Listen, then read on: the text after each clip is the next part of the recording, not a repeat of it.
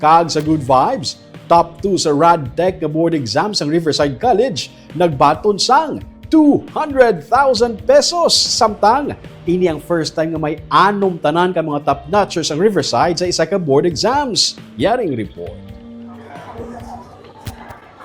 May pa-buffet na naman ang Riverside College para sa mga nakapasar kag nakatop sa mga board exams para sa physical therapy, medical technology, psychology, kag radiologic technology. Wala labot dire. Ang tanan nga mga top-notchers may cash incentives halin sa eskwelahan. Number 2!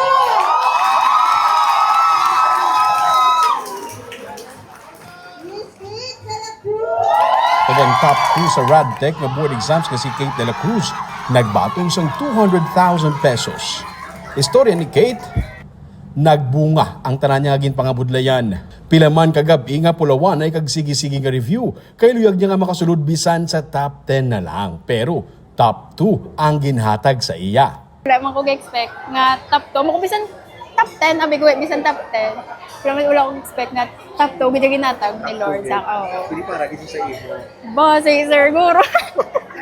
Pating iya nga magulang nga nagkuha man sa board exams para sa PT, nakapasar man. Kaya para kay Kate, tiyempo na para mag-retire ang iyang amay nga isa ka OFW sa Singapore kay siya ang agot sa 3 ka mag-utod. Ginambala na sa Sir Kaloyan, ma-retire na siya. Ay tapos na kami 3 daan. Grabe yung ending niya sa imo siya. Gani, ay, thank you Lord. Kaya mo na kumbal yung gusto mo makulit na siya. Oo, ginambala. Ma-retire ka na pa kay pila na sa years, 20 plus years sagwa.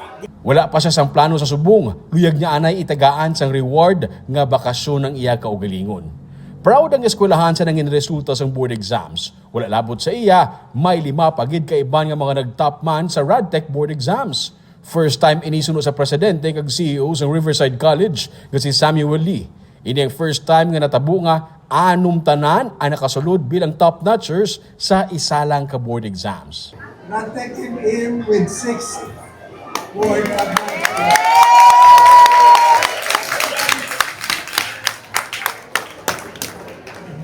The highest number of board placers in Riverside College history. That's it. Congratulations to the RadTech department, faculty, staff, and graduates for setting a new standard for Riverside College, which we are all set to surpass moving forward. Gani pati ang department, nagbato naman sa 230,000 pesos nga cash incentive.